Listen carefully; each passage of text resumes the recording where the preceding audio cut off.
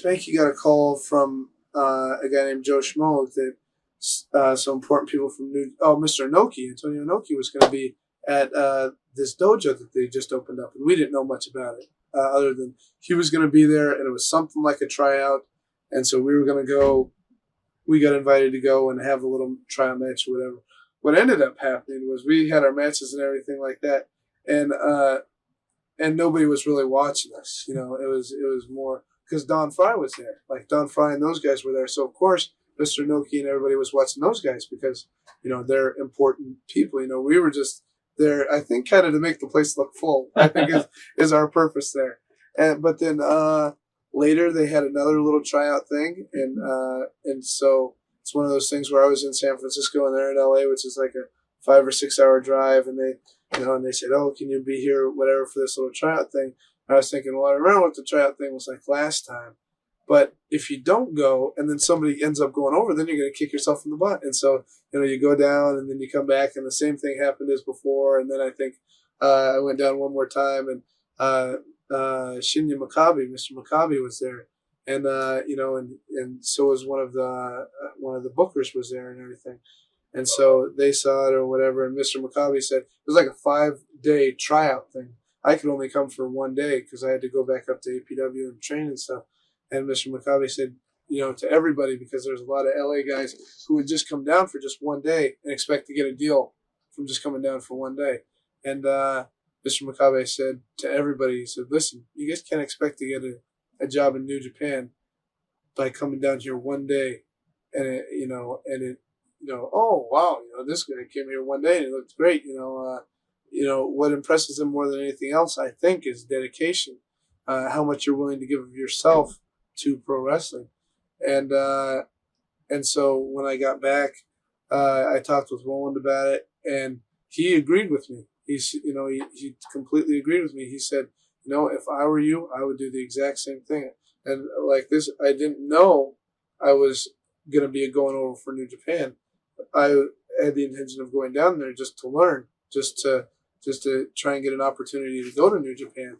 And so that's what I did, and then it ended up they wanted to book me for the October tour and for the Tokyo Dome, and that was great. It just it's little things like that make me think sometimes that God's working for me. Like He actually wants me to be a wrestler. Why? I have no idea. Why God would want me to be a wrestler, I have no idea.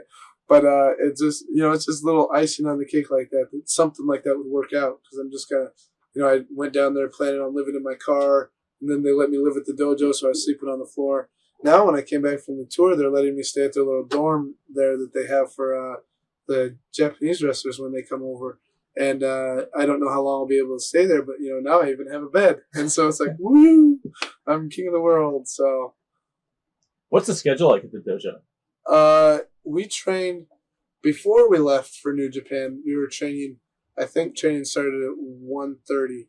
And we would go to like 6:30 or 7, because what it is it's the first part, like the first 2 or 3 hours, is just a lot of shoot fighting stuff, and then you do an hour or more of pro wrestling stuff, and then you do cardio on at the end of class. So by the time you're done with all that, it's just like it's a very long session, and the hardest thing about the whole thing is like I had gotten up to 200 pounds by the time I went down to the dojo. Well, now I'm down to 185 pounds, which was my weight when I got released from the WWF. So I worked so hard to gain all that weight, and now, I've lost it all again.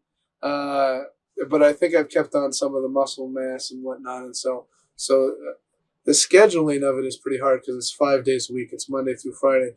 And then when you do the indie shows on the weekends and everything, that just makes for, you never get a day off. And so now I actually look forward to weekends where I don't have any bookings because then I can just lay there and just do nothing. Who else is there with you? Anybody you'd be familiar with?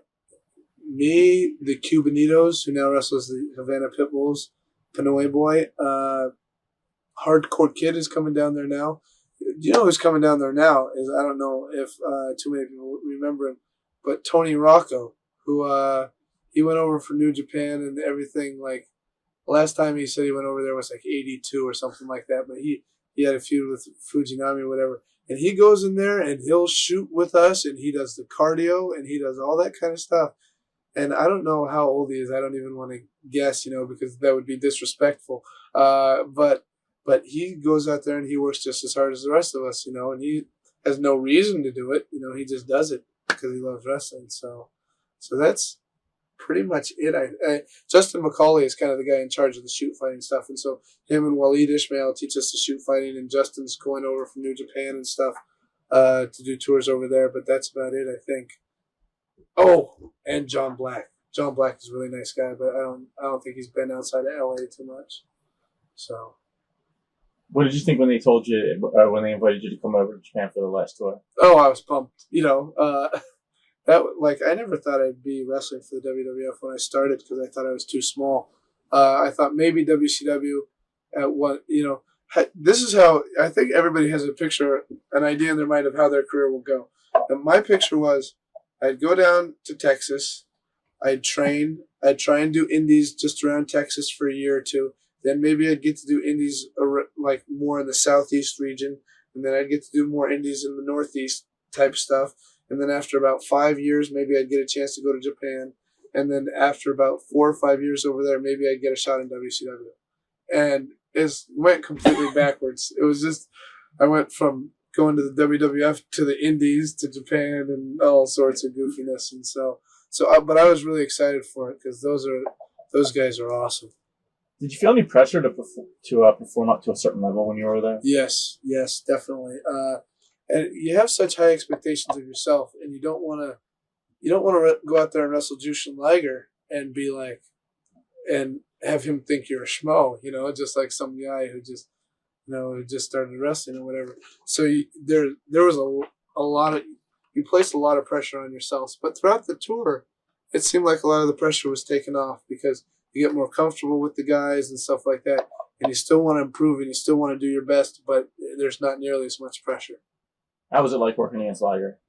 It's the coolest. I mean, there's the first time we wrestled Liger was at the Tokyo Dome show, and it was me and the Havana Pitbulls against Jushin Liger, Tiger Mask, and Kakihara. And first you go out there and you're wrestling in the Tokyo Dome show in front of 40,000 people or whatever, and you go out there and you just look and you're like, this is nuts. Last week I was wrestling in front of 100 people. And so you go out there and then just everything Liger does is he knows what he's doing. It's not like you're used to wrestling indie guys, and then you go out there and wrestle a guy who's been wrestling for however long Liger's been wrestling, and had so many great matches and is just so good. It's really, there's nothing else to compare it to. Watch thousands of exclusive shoot interviews right now on TitleMatchNetwork.com.